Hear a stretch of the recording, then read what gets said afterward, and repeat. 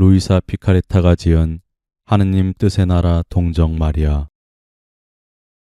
제7일 왕권을 상징하는 호를 진 하느님 뜻의 나라의 천상 여왕, 지극히 거룩하신 삼위 하느님께서 여왕을 비서로 삼으심. 하느님의 비서이신 어머니께 바치는 기도. 여왕이신 어머니, 제가 어머니 발치에 꿇어 엎드려 있습니다. 그리고 천상 어머니 없이는 살 수 없는 아이임을 느끼고 있습니다.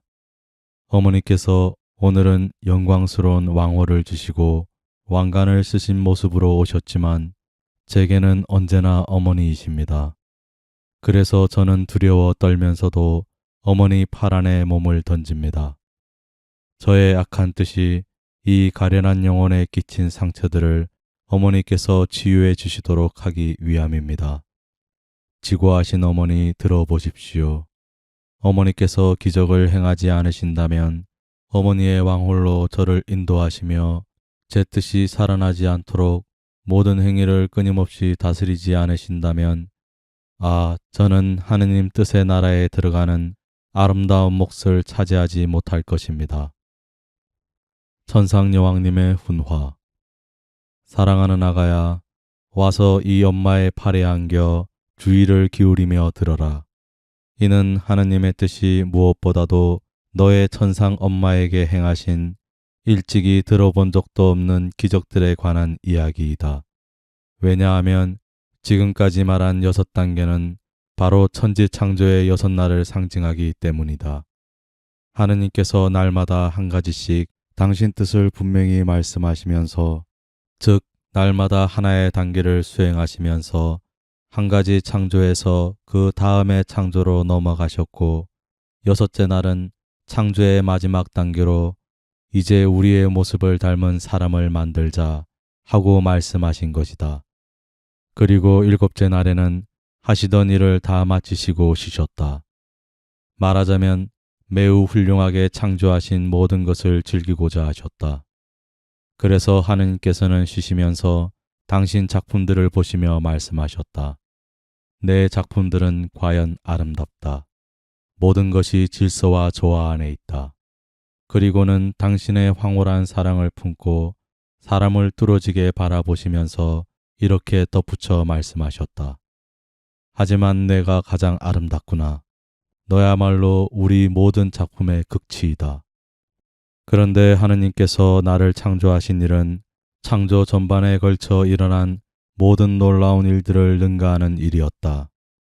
따라서 그분은 당신 뜻으로 6단계에 이르는 일을 내게 수행하시어 내 안에서 그 충만한 생명을 시작하고자 하셨던 것이다.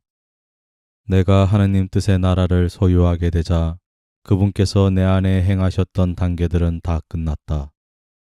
그리하여 그분께서 내 영혼 안에서 당신의 충만하고 전적이고 완전한 생명을 시작하신 것이다. 오 지극히 높으신 분께서 나를 얼마나 신성의 높이에까지 들어 올리셨는지, 천국 주민들마저 나의 높이에까지는 이를 수 없고 나를 내포할 수도 없었다. 햇빛도 내 빛 앞에서는 무색할 정도였으니 창조된 만물 중에 그 무엇도 내게 이를 수 있는 것은 없었다. 나는 하느님의 바다들을 마치 내 것인 듯이 넘나들었다.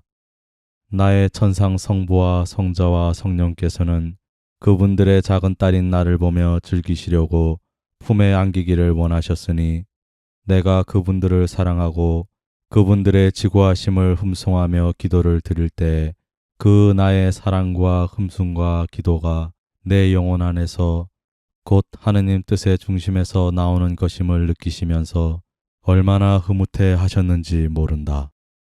그분들은 거룩한 사랑과 순결의 향기와 희한한 기쁨이 물결치듯 내게서 발산하는 것을 느끼셨고, 그 모든 것이 그분 자신들의 거룩하신 뜻이 나의 자금 안에서 길러내신 것이며 바로 하늘에서 나온 것임을 알고 계셨다. 그래서 끊임없이 되풀이해서 말씀하시곤 하셨다. 우리 귀여운 딸은 온전히 아름답고 온전히 깨끗하고 온전히 거룩하다. 이 딸의 말은 우리를 묶는 사슬이요 그 눈길은 우리를 꿰뚫는 화살이며 그 심장고동은 우리를 치며 사랑의 광희 속으로 몰아넣는 화살이다. 그분들은 우리를 떨어질 수 없게 하는 그분들 뜻의 힘과 능력이 내게서 솟아나는 것을 느끼시면서 나를 일컬어 우리의 신성마저 이길 수 있는 무적의 딸이라고 하셨다. 그러니 얘야 들어보아라. 내게 대한 극도의 사랑에 사로잡히신 천주 성삼위께서 하신 말씀이다. 사랑하는 딸아, 우리의 사랑은 억누를 길 없는 사랑이다. 이 사랑은 너에게 우리의 비밀을 털어놓지 않으면 숨막힘을 느낀다. 그러므로 우리는 너를 우리의 충실한 비서로 선정한다. 우리의 고충과 뜻을 너에게 털어놓으려는 것이다. 어떤 희생을 치르더라도 우리는 인간을 구원하고자 한다. 인간이 낭떠러지를 향해 가고 있는 모습을 보아라. 반역을 일삼는 그들의 뜻으로 말미암아 끊임없이 죄악 속으로 끌려가고 있다. 우리 거룩한 뜻의 생명과 힘과 지지가 없기 때문에 창조주의 길에서 벗어나고 말았다. 그들은 나약하고 병들고 온갖 악습투성이가 된 채 발을 질질 끌며 돌아다니고 있다. 그러니 인간을 구원하기 위해서는 영원한 말씀이 지상에 내려가서 인간이 남긴 치명적인 악과 비참과 죄를 스스로 떠안고 그들과 친교를 맺으며 사랑과 말로 다할 수 없는 고통을 통하여 그들의 마음을 사로잡고 그들에게 큰 확신을 주어 다시 우리의 부성적인 품으로 데려오는 것 외에는 다른 길이 없다. 오, 인간의 운명이 우리를 얼마나 괴롭히는지. 이 큰 고통을 지금껏 아무에게도 털어놓을 수 없었던 것은 사람들이 그들을 지배하는 하느님 뜻을 소유하고 있지 않아서 우리의 고통이건 제 속에 떨어지는 인간의 중대한 악들이건 도무지 이해할 수 없었기 때문이다. 너는 우리의 뜻을 소유하고 있으므로 이를 알아들을 수 있는 것이다. 그러므로 우리는 너를 비서로 삼아 우리의 비밀을 알려주고 내 손에 왕후를 지어준다. 내가 만물을 지배하고 다스리며 하느님과 인간을 이겨 내 모성적인 마음 안에 다시 태어난 아기들이 된 인간을 우리에게 데려오도록 하기 위함이다. 사랑하는 얘야, 하느님의 이 말씀을 들으면서 내 마음이 느낀 바를 누가 너에게 말해줄 수 있겠느냐. 내 안에 극심한 고통의 혈관이 터지고 있었고 그래서 나는 내 목숨을 바치는 한이 있더라도 기어이 하느님과 인간을 이겨 그들을 하나로 결합시키겠다고 결심하였다. 그러니 얘야, 이 엄마의 말을 귀담아 들어라. 내가 하느님 뜻의 나라를 차지한 이야기를 들으면서 내가 몹시 놀라는 것을 보았는데 이러한 몫은 너에게도 주어진 것임을 알아야 한다. 내가 결코 내 뜻을 따르지 않기로 결심한다면 하느님 뜻이 내 영혼 안에 그 하늘을 이룩할 것이다. 그러면 너는 하느님과 나뉠 수 없음을 느끼게 된다.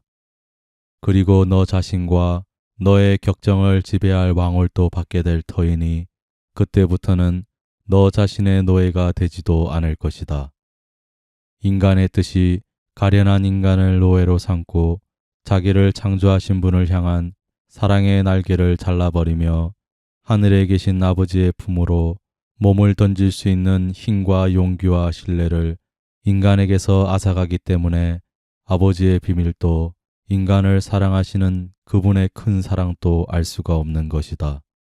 그래서 인간은 하느님 아버지의 집에 대해서 아무것도 모르는 이방인처럼 살아간다고 말할 수 있다. 인간의 뜻이라는 것이 창조주와 피조물 사이에 얼마나 큰 간격을 만들어내는지. 그러므로 내 말을 여겨듣고 나를 기쁘게 해다오. 이제는 내 뜻에 생명을 주지 않겠다고 약속하면 내가 너를 온전히 하느님 뜻으로 채워주겠다. 영혼의 응답.